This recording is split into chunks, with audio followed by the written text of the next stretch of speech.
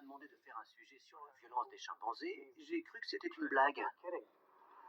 Comme la plupart des gens, l'image que je me faisais du chimpanzé était celle d'un animal mignon et câlin, d'une sorte d'homme miniature. On les voit dans les zoos et à la télé, et on ne les imagine pas autrement qu'inoffensifs.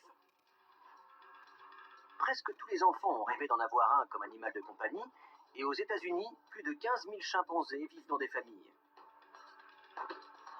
Mais ce que j'ai appris dépeint une image très différente et choquante du chimpanzé. Celle d'un carnivore sauvage, fourbe et rancunier.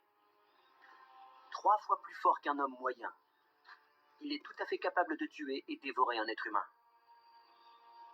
Si ces histoires sont vraies, le chimpanzé est l'animal le plus dangereux que je connaisse. Ces 20 dernières années, en Afrique, on a recensé plus de 18 attaques de chimpanzés sur des enfants. Certains ont été tués, d'autres carrément dévorés. En Amérique du Nord, plus d'une centaine de personnes ont été blessées par un chimpanzé en captivité ces 10 dernières années. Quand les gens parlent d'animaux dangereux, ils parlent en général d'animaux qui ont appris à prendre l'homme pour proie afin de se nourrir. Mais chez le chimpanzé, la nourriture n'est pas toujours la principale motivation d'une attaque. Dans certains cas, c'est un acte de vengeance. Et pour moi, c'est ça un animal dangereux. Je voudrais savoir si le chimpanzé est l'animal le plus incontrôlable et le plus dangereux qui soit. Pour répondre à cette question et pour vraiment comprendre la nature de cet animal, je vais devoir passer du temps à ses côtés. Je vais donc me rendre dans le parc national de Gombe, en Tanzanie, qui abrite la communauté de chimpanzés sauvages la plus connue au monde et parmi les plus meurtrières. En tant que comportementaliste animalier et dresseur de félins, j'ai parcouru le monde entier pour étudier les animaux dans leur environnement naturel.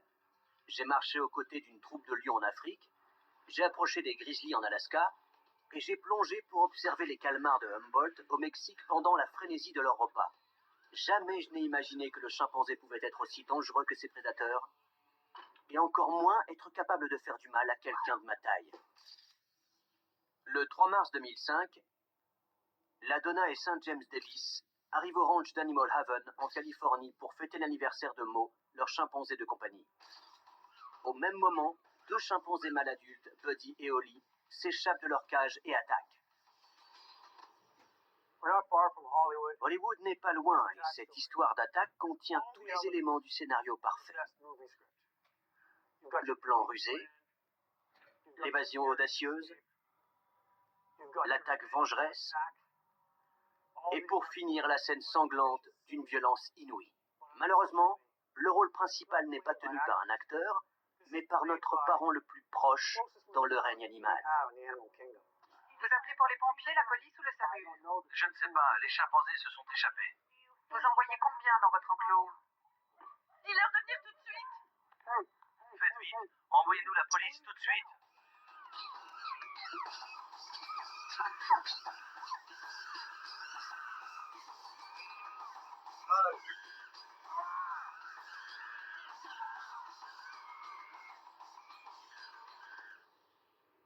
Il y a encore 2 chimpanzés en liberté, mais ils ne sont pas dangereux. D'accord. J'ai tué les 2 qui ont attaqué. Je viens de leur tirer dessus. Ça n'a duré que 5 minutes, mais les blessures de St. James sont considérables. Son visage est lacéré, il a le nez et un œil arrachés.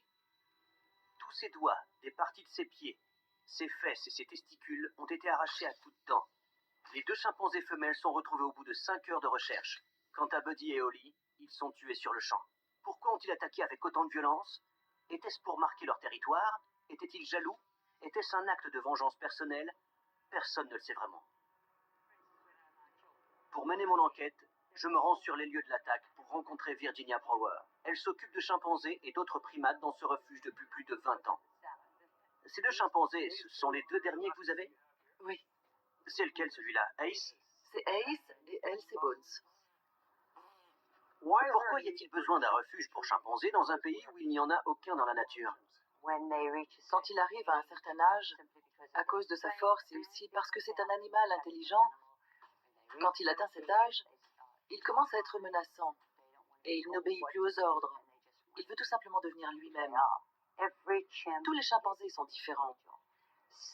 Il y en a qui sont doux et très affectueux, et il y en a qui sont de nature méchante et cruelle, comme nous en fait. Avant l'accident, Buddy et Holly avaient quel genre de personnalité? Buddy était un vrai numéro. C'était un chimpanzé plutôt calme, mais joyeux. C'était le clown du groupe. Holly était beaucoup plus austère. Il restait souvent tout seul, mais Buddy était son copain et ils s'amusaient souvent ensemble et ils riaient beaucoup. Buddy et Holly n'auraient jamais pu attaquer s'ils étaient restés enfermés. S'ils se sont échappés, c'est grâce à l'aide et l'habileté d'une femelle, Bones. Comment Bones a fait pour ouvrir la porte? Elle a passé son bras par là, elle a fait sauter cette sécurité, puis elle a poussé la porte comme ça. On pourrait presque penser que les deux singes qui ont attaqué ont dû convaincre Bones de leur ouvrir la porte parce qu'ils ne pouvaient pas le faire eux-mêmes. Une fois la porte ouverte, 4 chimpanzés sont en liberté. Buddy et Holly et 2 femelles. C'est un animal si mignon et qui nous ressemble tellement. Il a tous les traits de caractère que l'on trouve attachants chez l'homme. Mais cette histoire rappelle aussi les pires défauts dont l'homme peut faire preuve. Alors, est-ce un cauchemar isolé ou bien la vraie nature du chimpanzé? Le 3 mars 2005, la Donna et St. James Davis arrivent au ranch d'Animal Haven en Californie pour fêter l'anniversaire de Mo, leur chimpanzé de compagnie. Au même moment, 2 chimpanzés mâles adultes, Buddy et Holly, s'échappent de leur cage et attaquent. Vous pouvez me raconter cette journée, étape par étape? À chaque fois que monsieur et madame Davis arrivaient, les chimpanzés se mettaient à crier. Les mâles paradaient et ça devenait une vraie pagaille.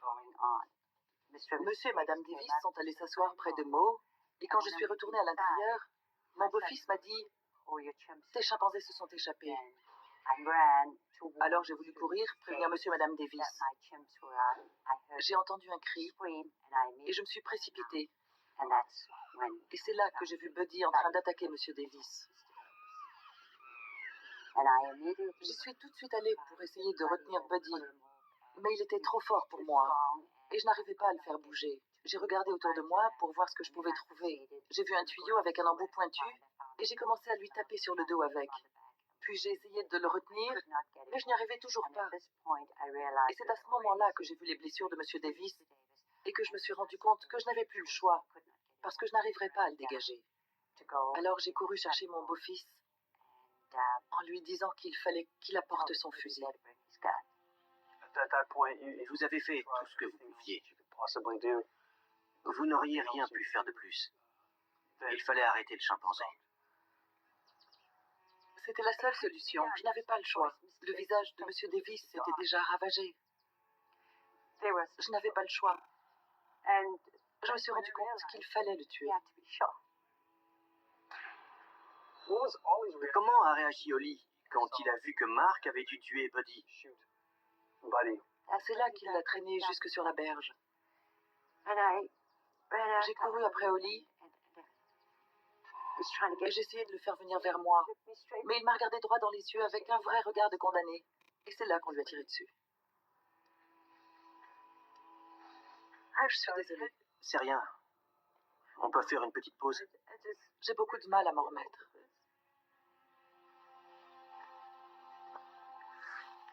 On va faire une pause.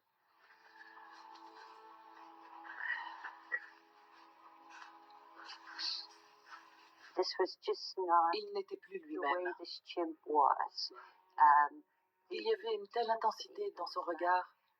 On y lisait de la rage. Je me suis repassé le film des centaines de fois dans ma tête. Est-ce que quelque chose a pu déclencher cette rage? Mais quoi? Je n'ai pas de réponse à ces questions. Vous ne le reconnaissiez plus? Quand j'essayais de le dégager, non. Pourtant, ces animaux avaient toujours obéi à mes ordres. J'étais devenue une des leurs. C'est là que j'ai réalisé que je n'avais pas le choix. Et qu'il faudrait que je vive avec.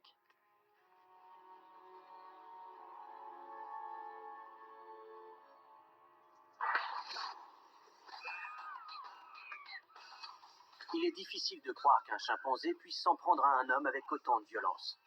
C'est le genre d'attaque féroce dont j'imagine capable un prédateur de grande taille, comme un ours ou un lion. Mais un chimpanzé? Les chimpanzés mâles sauvages ont un comportement très territorial, et ce sont des chasseurs nés. Ils sont souvent violents, et il leur arrive même de tuer des chimpanzés de communautés voisines. Ces attaques se produisent quand ils manquent de nourriture, quand ils chassent, pour éloigner un envahisseur ou protéger les femelles fertiles. En général, les femelles ne sont pas aussi agressives que les mâles, mais elles défendent toujours leurs bébés et se regroupent parfois entre elles pour se rebeller contre un mâle qui les maltraite. Jusqu'à aujourd'hui, je ne voyais pas le chimpanzé comme un animal violent, mais il ne fait aucun doute qu'il est très fort et qu'il sait se défendre. Voici Cody. Il a 7 ans et c'est un artiste expérimenté. Son dresseur s'appelle Rick Kelly. Rick dresse des chimpanzés pour le monde du spectacle depuis plus de 30 ans. Pour lui, les chimpanzés sont des comédiens très talentueux. Mais il ne mâche pas ses mots quand il décrit les risques. Il est drôle, toi. Il y a plein de gens qui pensent j'en veux un comme animal de compagnie, mais ça ne finit jamais bien. Ce n'est même pas toujours, c'est jamais. Soit il finira par vous blesser ou vous tuer, ou par blesser ou tuer quelqu'un d'autre. Ils ne sont pas faits pour être domestiqués. Le chimpanzé est de loin l'animal le plus dangereux avec lequel je travaille, parce qu'il est extrêmement intelligent et de nature violente. Je pourrais avoir le dessus si on pâtait? Aucune chance. Non. Vous n'auriez aucune chance. Cody fait dans les 45 kilos, et pour le même poids, le chimpanzé est 3 fois plus fort que l'homme. Bien, pourtant, il y a plus faible que nous. C'est sûr. Mais la différence, c'est qu'il n'a pas de tissu adipeux. C'est le meilleur athlète au monde. Cody a grandi dans la nature jusqu'à l'âge de 2 ans. D'accord. Quand on l'a récupéré, il avait 2 ans. Et il a dû me mordre une quarantaine de fois. Ah bon? Et quand je dis qu'il m'a mordu, c'est avec les dents enfoncées dans la peau et ça saignait. On lui a enlevé les grandes canines.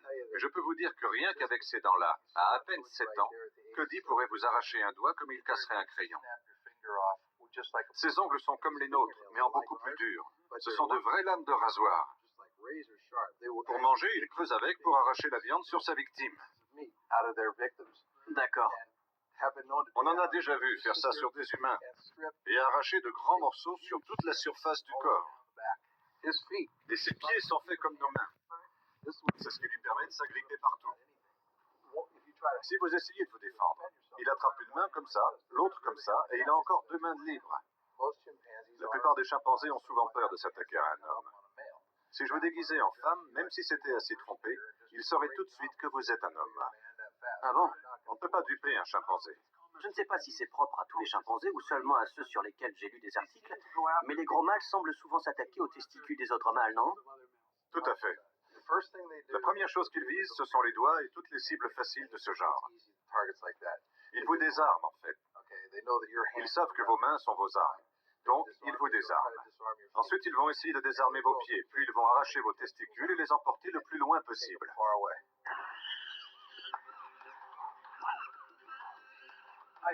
Je ne sais pas comment ils montrent leur peur, contrairement aux gros félins. Comment est-ce que je peux savoir s'ils me considèrent comme une menace? Déjà, il y a les fausses charges. Ils explosent, se mettent à hurler, à brailler, à crier et à agiter les buissons. La deuxième chose, c'est que le chimpanzé va se dresser sur ses pattes arrière, les mâles surtout, et ses poils vont se hérisser. Il va montrer ses dents et afficher un énorme rictus, parce que quand il est stressé, il fait des grimaces pour le montrer. Et il aboie aussi. Si vous entendez ça, Je suis mal barré. il vaut mieux changer de pantalon. Ok. Si un chimpanzé décide de m'attaquer, il y a quelque chose à faire pour le calmer ou... Je resterai immobile. Je ne me mettrai sûrement pas à courir. La deuxième chose que je ferais si l'attaque était absolument inévitable, je m'allongerais à plat ventre par terre. D'accord. Et je mettrais mes mains comme ça, sur mon cou. J'écarterai le plus possible les jambes pour qu'ils ne puissent pas me retourner et je prierai. D'accord. Il n'y a pas grand-chose d'autre à faire, ils sont de nature violente.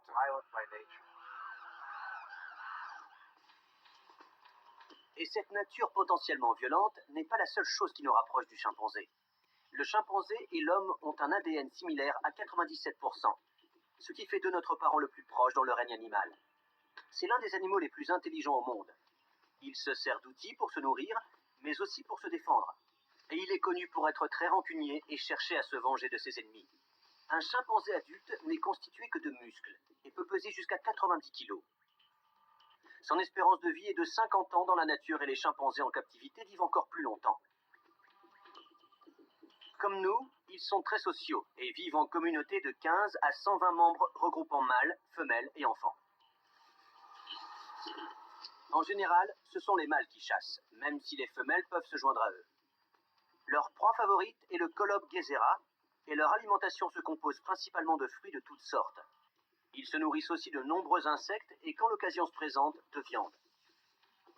Elles ne constituent que 5% de leur alimentation totale, mais dans toutes les forêts où ils ont été étudiés, ils en mangent. Je voudrais comprendre pour quelles raisons un chimpanzé serait capable d'attaquer et tuer un humain. Mon enquête sur les violences incroyables commises par des chimpanzés commence par un voyage en hélicoptère qui me conduit au cœur du chaos de Freetown, en Sierra Leone. Autrefois une plateforme centrale du commerce des esclaves, ce pays a connu plus récemment 10 ans de guerre civile.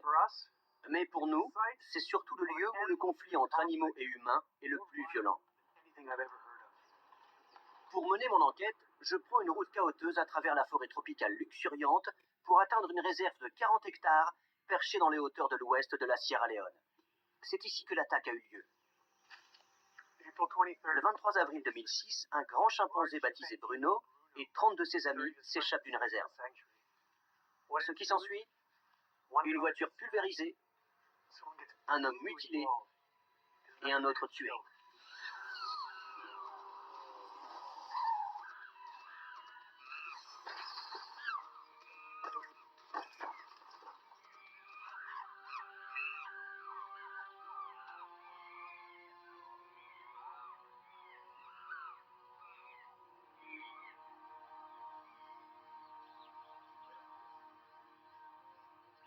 La réserve de Takugama a été créée par Bala Amarasekaran il y a 20 ans pour accueillir des bébés chimpanzés abandonnés et maltraités dont la plupart étaient destinés au commerce illégal. Ne vous laissez pas attendrir par leur air innocent. Même ces jeunes chimpanzés sont d'une force et d'une intelligence incroyables et ils n'ont pas peur de nous. Bruno a été le premier chimpanzé recueilli par Bala. Élevé dans la réserve, il est vite devenu le mâle dominant du groupe et il est accusé d'être à l'origine de l'évasion. Bala m'emmène là où la fugue a commencé. Ce jour-là, un employé était en train de faire le ménage là-bas. Et il n'a pas vu ce que les chimpanzés manigançaient ici pendant ce temps.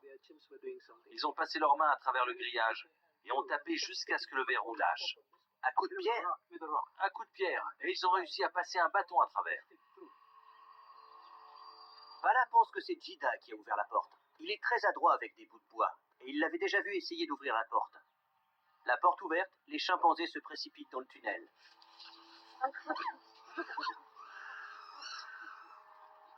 L'employé, terrifié, s'enfuit complètement affolé et oublie de fermer la porte. Les 31 chimpanzés s'échappent et saccagent tout sur leur passage. C'est l'une de nos bénévoles, elle était à la clinique ce jour-là. Quand j'ai vu les chimpanzés, j'étais à cet endroit même avec un des bébés. Je suis rentrée dans la clinique et je me suis enfermée à l'intérieur. Ils étaient tout excités parce qu'ils étaient en liberté. Ils cognaient sur la porte et ils me regardaient par la fenêtre. Ils voulaient entrer parce qu'ils savent qu'il y a de la nourriture à l'intérieur. Alors que tous les employés se cachent, quelques gros mâles descendent la colline au moment où Melvin Mama et 4 hommes arrivent en taxi à l'entrée de la réserve. Tout d'un coup, j'ai vu un énorme chimpanzé sauter par-dessus la barrière.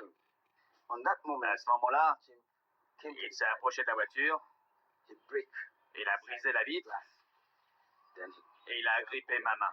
Il a essayé de me tirer hors de la voiture et il a commencé à me mordre.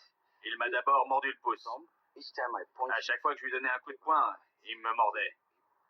Il m'a arraché 3 doigts. C'est ici qu'a eu lieu l'attaque.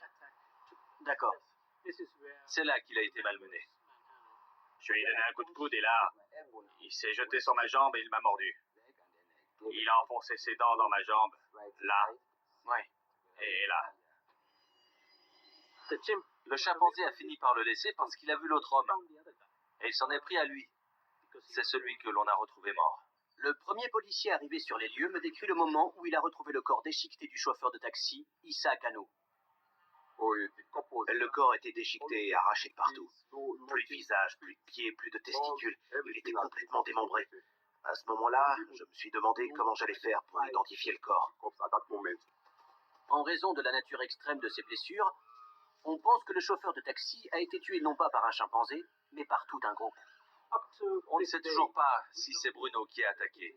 Vous savez, quand quelque chose tourne mal, quand on est le grand chef, on est toujours pointé du doigt. Je ne comprends toujours pas ce qui a bien pu pousser les chimpanzés à attaquer Melvin et à tuer Issa. Cherchaient-ils à protéger leur territoire? Était-ce un acte délibéré? Sur les 31 chimpanzés qui se sont échappés, seuls 26 ont pu être capturés et ramenés au refuge. Ils ont une force incroyable et ils sont très dangereux parce que la force humaine ne les impressionne pas. Ils savent qu'ils sont gros, imposants et qu'ils sont plus forts que nous. C'est de là que vient le danger. Ouais. Depuis que Bruno s'est échappé, c'est Philippe qui est devenu le chef de la réserve. Il est loin d'être aussi grand que Bruno aussi. Bruno doit faire un tiers de sa taille en plus. Le voilà. Regardez comme il est imposant. C'est la force de la moitié supérieure de son corps qu'il utilise pour défendre son territoire, sa nourriture et sa communauté. C'est intéressant, il reste là à me lancer des pierres. Ils ne sont pas habitués à voir des gens qu'ils ne connaissent pas ici. C'est leur façon à eux de me dire « Hey, va-t'en, ils me jettent des pierres dessus. »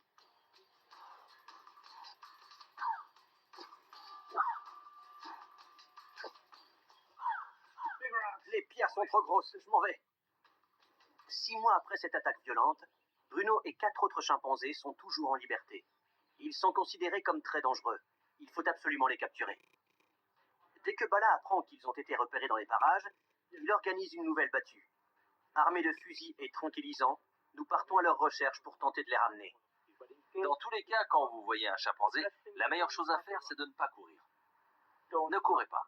Allongez-vous par terre. Montrez-leur que vous allez leur obéir, que vous vous rendez et que vous ne représentez aucun danger pour eux. On est dans une zone où on sait que les chimpanzés passent beaucoup de temps. La nuit dernière, quelqu'un les a entendus par ici.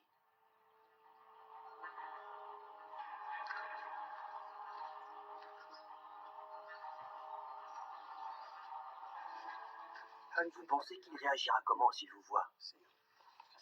Tant que je ne porte rien, que je ne suis pas armé et que je me tiens sans défense devant lui, je ne pense pas qu'il me fera du mal. Mais il y a toujours un risque. S'il est de mauvaise humeur, il peut s'en prendre à vous et vous tuer. C'est le problème avec les chimpanzés. Il peut être votre meilleur ami, mais il suffit qu'il soit avec ses copains et qu'il veuille frimer. Il peut leur dire « Regardez, c'est peut-être mon pote, mais c'est moi le chef. » Ouais. C'est important pour lui de prouver ça à ses copains.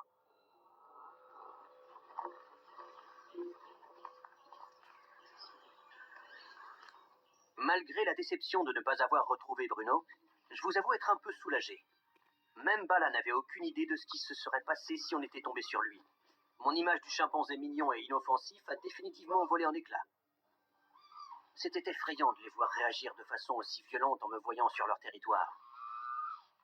Heureusement, j'étais protégé par une clôture électrique. L'Ouganda, en Afrique de l'Est, a l'une des plus grandes populations de chimpanzés d'Afrique et compte plus de conflits entre chimpanzés et hommes que partout sur le continent. Je me rends dans la réserve de chimpanzés de l'île de Ngamba, à 2 heures de bateau sur le lac Victoria. J'aurai l'occasion de me retrouver en tête-à-tête avec de jeunes chimpanzés.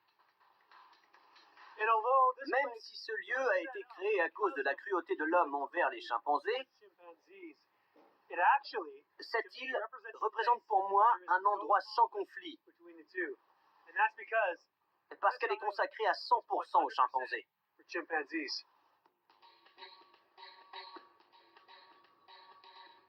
Je les garde et ils me gardent.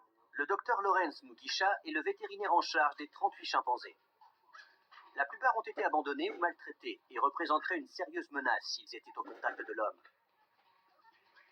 Le fait que ce soit une île permet de s'assurer qu'aucun animal ne s'échappe. Clôture électrique et cage fermée protègent le personnel des mâles dominants. C'est intéressant de voir comment ils réagissent. Les plus gros se battent et sont très agressifs, mais dès qu'ils ont à manger, ils se calment tous. Je suis sur le point d'entrer sur le territoire des chimpanzés sans la protection de la clôture électrique. Ils passent là-dedans tous les matins? Oui, tous les matins et tous les soirs, quand ils rentrent. Avec Lawrence, nous allons emmener un groupe de jeunes chimpanzés dans la brousse pour les aider à se familiariser avec la nature. Ils sont peut-être jeunes, mais pas question de baisser ma garde. Ça a l'air d'être calme là, parce que Lawrence est là et il fait ça tous les jours. Mais je me sens quand même un peu nerveux en attendant les chimpanzés parce qu'on ne sait jamais à quoi s'attendre avec eux.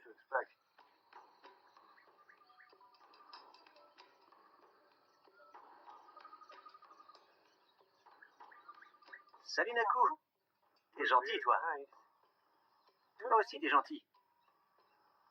Et toi alors? Je peux m'asseoir avec vous? Ceux-là sont très jeunes. S'ils étaient restés dans la nature, ils seraient avec leur père et leur mère. Comme ils sont orphelins, ces chimpanzés ne connaissent pas la forêt et naturellement, ça leur fait peur. C'est la meilleure façon de comprendre ce que ça fait de vivre avec des chimpanzés et d'être un chimpanzé. C'est ce qu'ils feraient le matin, ils partiraient à la recherche de bons fruits.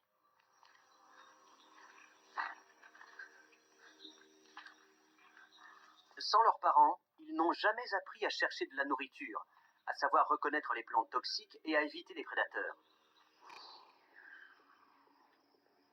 La structure du groupe n'est pas définie non plus.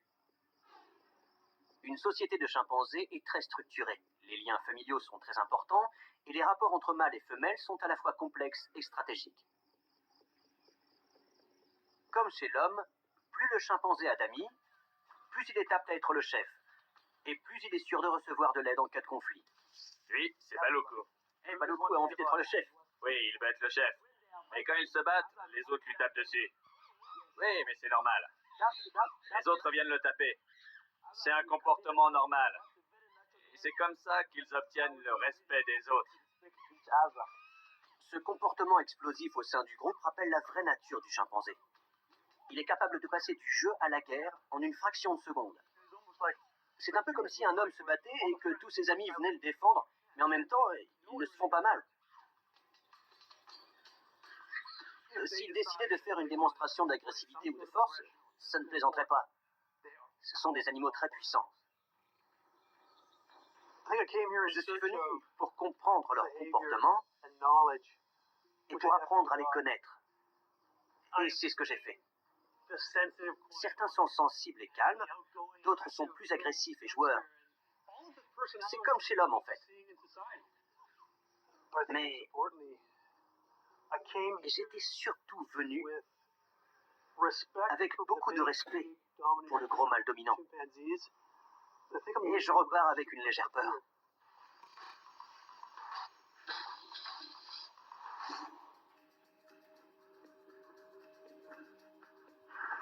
Après cette expérience, je me sens prêt à affronter les chimpanzés sauvages. Je me rends dans le parc national de Kibale, dans l'ouest de l'Ouganda. Je commence à comprendre la rage que ressent le chimpanzé captif à l'encontre de l'homme. Mais tous les incidents de la région concernaient des chimpanzés sauvages qui ont surgi de la forêt pour enlever, tuer et manger des enfants. Depuis 1992, on a compté au moins 18 attaques de chimpanzés sur de jeunes enfants dans la région de Kibale. La dernière en date a été initiée par un chimpanzé que les locaux appellent Kiki, ce qui veut dire le chimpanzé tueur.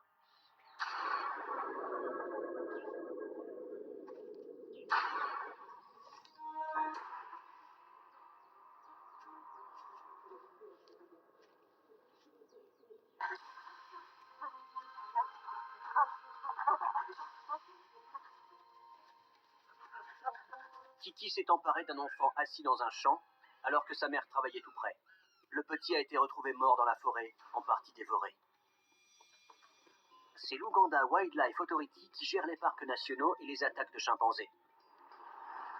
Kiki vit en dehors de la zone protégée depuis très longtemps. Il s'est échappé, mais il vit dans le coin. Quand il voit un enfant, il a envie de s'en approcher et de le toucher, mais dans sa tête, il ne le considère pas comme un humain. D'accord. Donc, en attrapant l'enfant et en le portant, il le blesse. La Wildlife Authority pense que Kiki se sentait seul et qu'il voulait simplement jouer. Je vais retrouver un traqueur local qui est à la recherche de Kiki. Il est persuadé que sa motivation était plus primitive, se nourrir. Parlez-moi de Kiki. Le premier bébé, il l'a enlevé et il l'a tué. Ouais. Il lui a mangé tout le visage, toute la chair du visage. Oui. Il lui a aussi mangé ses intestins et son foie. Ouais. Donc d'après vous, c'est pour se nourrir? Ouais, c'est sûr. Il attaque les bébés pour les manger? Oui, c'est pour les manger. Vous pensez que Kiki a attaqué combien de bébés en tout? Une dizaine. 10 bébés? Ouais. Mais il en a tué qu'un? Il n'en a tué qu'un. Vous l'avez vu? Il est grand? Il est très grand. Ces attaques paraissent choquantes, mais le chimpanzé reste avant tout un prédateur. Il est possible qu'en tuant un bébé humain, il se soit rendu compte que c'était une proie facile et savoureuse. C'est une espèce protégée, mais les chimpanzés ne sont plus qu'au nombre de 5000 en Ouganda. Leurs jours sont menacés. La réduction des forêts force les chimpanzés à sortir de leur habitat à la recherche de nourriture. Dans le même temps, les locaux chassent de la viande de brousse et de jeunes chimpanzés sont séparés de leur famille pour être revendus illégalement. Ces attaques vont peut-être au-delà du besoin de protéines. Les chimpanzés cherchent-ils à se nourrir ou à se venger? Sont-ils en guerre contre l'homme? Il est difficile d'oublier qu'autant de bébés et de jeunes enfants ont été attaqués par des chimpanzés dans cette zone. Mais il est important de savoir que les animaux qui vivent dans le parc national de Kibale peuvent en sortir à tout moment. Dans les villages alentours, les fermiers subsistent par tous les moyens. Quand les chimpanzés s'échappent du parc et s'emparent de leurs récoltes, les enfants ne mangent pas. Et tant que les chimpanzés rôdent, les enfants sont en danger. J'ai rencontré certains de ces villageois et ils ont peur de ces animaux sauvages, comprenant des chimpanzés, des babouins et même des éléphants. Ils ont organisé une surveillance de leurs champs. Je comprends mieux pourquoi il y a autant de problèmes. Là, on marche le long de la réserve. Et sur notre gauche, une source de nourriture parfaite pour tous les primates qui vivent dans le coin. Enchanté. Vous êtes donc là pour protéger les récoltes? Elle dit que quand les animaux viennent, elle les chasse pour qu'ils retournent dans la forêt. Des fois, c'est 3 ou 4 fois par jour. Ah bon? Ouais. Et elle a peur que les animaux s'en prennent aux enfants? C'est arrivé une fois qu'ils essaient de s'en prendre à un enfant. Ils lui ont fait du mal? Non, non. Cette région illustre parfaitement le problème auquel est confrontée l'Afrique entière. Les forêts sont décimées pour créer de nouvelles terres agricoles. Les chimpanzés sont forcés de sortir des parcs pour se nourrir, et c'est là qu'ils se retrouvent face à l'homme. L'une des cibles préférées du chimpanzé est la canne à sucre. Pour comprendre ce que le chimpanzé lui trouve, on m'y fait goûter sur un marché local.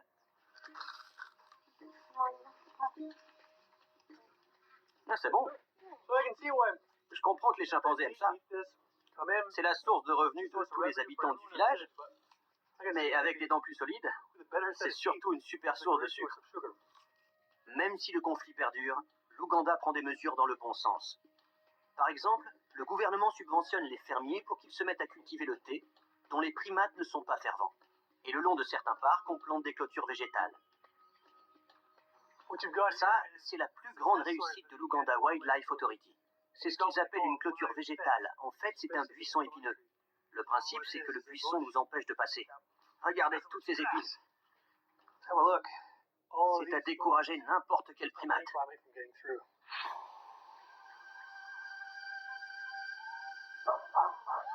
Je m'enfonce dans la brousse accompagné de Ronald, un traqueur local, à la recherche de chimpanzés. Et qui sait, nous rencontrerons peut-être Kiki. Je ne sais pas où ils sont, mais il y a des signes de leur présence. Il y a un singe juste là. S'ils décident de chasser, c'est le genre de proie qu'ils rechercheront. Personne n'a vu Kiki depuis un moment, mais avec Ronald, nous restons sur nos gardes. Il est quelque part dans la forêt et nous sommes sur son territoire. On a fini par les trouver. Il fait super chaud. On transpire. C'est épuisant, mais on commence à les entendre. On les a enfin trouvés. Écoutez.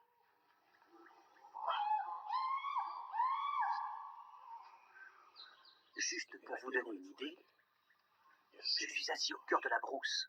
Je les entends. Je vois des branches qui bougent partout, mais je ne les vois pas. Si je me fie à mon expérience, la meilleure façon de savoir ce que pense l'animal et de savoir si on est en danger, c'est de l'observer. Mais je n'en vois aucun. Ça donne des frissons.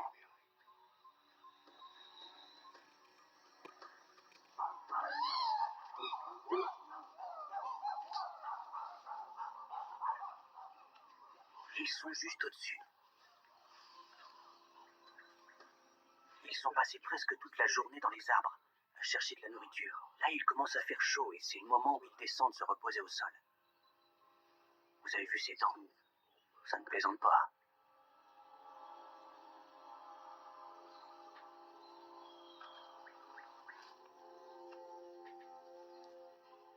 Difficile de savoir si je les dérange ou pas. Les plus gros mâles me tournent le dos. Impossible de savoir s'ils sont irrités ou se sentent menacés par ma présence. Si je me manifeste ou si je m'approche trop, je risquerais de provoquer une attaque. Regardez-moi la taille de ce gros mâle. C'est ce que j'appelle un animal impressionnant. Il est tellement énorme et persuadé d'avoir le dessus s'il devait m'attaquer qu'il est détendu. Il s'est reposé à côté de moi et là, il va aller rejoindre le reste de son groupe. Aucun signe de kiki et aucun moyen de savoir si l'un de ces chimpanzés a des antécédents de meurtrier. J'ai observé la force et la puissance de chimpanzés en captivité et j'ai marché aux côtés de chimpanzés sauvages. Tout ça dans un unique but, affronter seuls les chimpanzés du parc national de Gombe. Le lac Tanganyika en Tanzanie. À 1 heure de bateau d'ici se trouve le chimpanzé le plus célèbre au monde. Il y a quelques années, il a commis l'acte le plus horrible dont j'ai jamais entendu parler.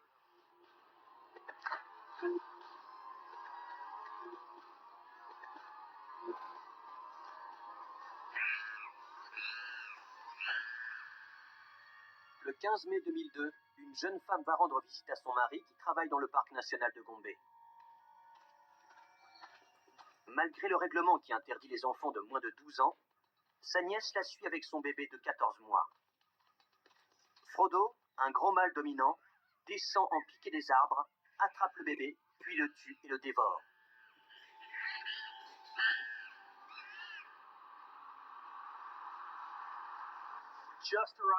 On vient d'arriver au parc national de Gombe, et si je suis là, c'est parce que c'est le premier endroit où l'on a décrit scientifiquement le chimpanzé comme un animal agressif.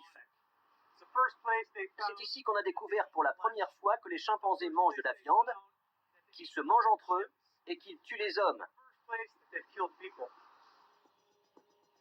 Jane Goodall a entamé une étude révolutionnaire sur les primates en 1960.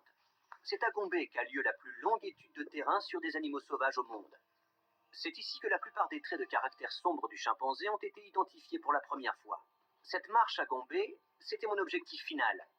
Mais je n'arrive pas à oublier toutes ces histoires d'attaques violentes. Le chimpanzé est un animal au comportement très territorial. Ma simple présence pourrait déclencher une attaque de la part d'un mâle en colère. Et des colobes guérésas se trouvent au-dessus de moi. À son apogée, Frodo aurait tué à lui seul 10% des singes de la forêt. C'est un chasseur très doué et il est là, quelque part.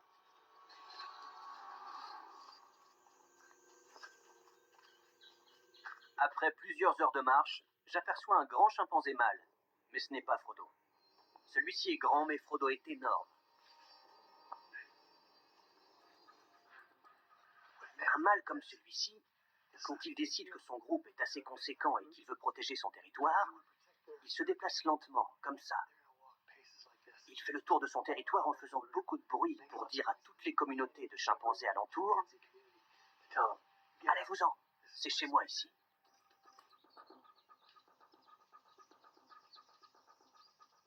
Me retrouver assis au milieu d'une communauté de chimpanzés est une expérience surréaliste.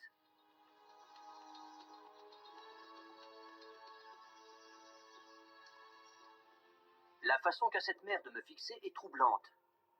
Elle ne détourne pas le regard et s'assure que je garde mes distances. Si l'espace d'un instant elle pense que je suis une menace, elle n'hésitera pas à attaquer. C'étaient les gros mâles qui me faisaient peur. Mais les femelles peuvent être tout aussi agressives quand il s'agit de défendre leur bébé.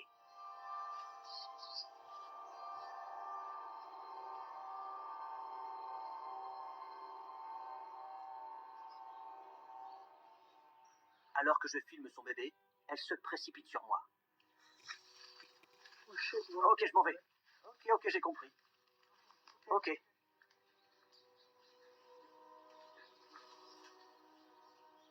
Je n'ai pas compris ce qu'elle voulait. Elle est restée assise devant moi un long moment. Je pensais qu'elle me regardait, mais en fait, elle voulait me faire comprendre qu'il fallait que je parte. Alors c'est ce que j'ai fait, puis elle est partie. Je m'enfonce un peu plus dans la forêt et je tombe sur un autre gros mâle. Est-ce que ça peut être Frodo? Mais son comportement ne tarde pas à m'éclairer. C'est un autre mâle dominant bien connu, le frère de Frodo, Freud. C'était le mâle dominant de la communauté avant que Frodo ne prenne sa place. Comme vous pouvez le voir, ils sont énormes. Dès la naissance, Frodo avait tendance à tyranniser les autres et à vouloir montrer qu'il était plus fort. Et il a fini par prendre la place de son frère qui est là. J'ai du mal à comprendre. Freud a eu la même vie que Frodo. Il vit dans la même forêt. Ils ont la même mère. Pourquoi Frodo est devenu un assassin et pas Freud?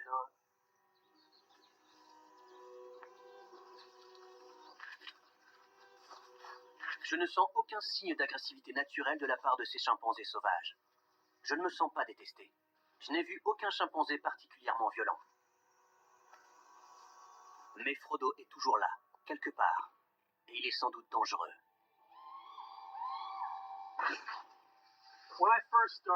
Quand je me suis lancé dans cette enquête, j'ignorais totalement que les chimpanzés pouvaient être dangereux et violents. Quand j'étais dans la nature, même si tout s'est bien passé, j'avais l'impression qu'à n'importe quel moment, ils pouvaient s'en prendre à moi. J'ai toujours pensé que pour comprendre un animal, il fallait se retrouver face à lui. Mais j'ai le sentiment de m'être assez approché d'eux parce que si jamais je me retrouvais dans l'enclos avec un chimpanzé comme lui, il me tuerait à coup sûr. Nous avons vu des chimpanzés tellement agressifs et imprévisibles que pour rien au monde, je ne voudrais les croiser. Je vous rappelle les faits. 2 chimpanzés attaquent délibérément un homme avec une telle violence qu'il manque de le tuer. 31 chimpanzés s'échappent de leur enclos et dans un bain de sang, tuent un chauffeur de taxi et mutilent un autre homme. L'idée qu'un chimpanzé puisse s'emparer d'un bébé dans le dos d'une femme ou enlever un enfant alors que sa mère est tout près est difficile à croire tellement c'est horrible. Ces animaux sont des prédateurs féroces, et même s'ils se nourrissent principalement de plus petits singes, ils n'hésitent pas à entrer en guerre contre les leurs, et certainement encore moins contre nous. Ils ont énormément de force et sont très malins. Ils sont en fait beaucoup trop semblables à l'homme. Ils sont doués d'intelligence, et l'intelligence est à l'origine des différents caractères et personnalités. Un animal que je comprends ne me fait pas peur, mais avec les chimpanzés, c'est différent. Nous considérons les gens comme mauvais quand ils commettent des actes violents et innommables. C'est la même chose avec les chimpanzés. De plus, ils sont carnivores.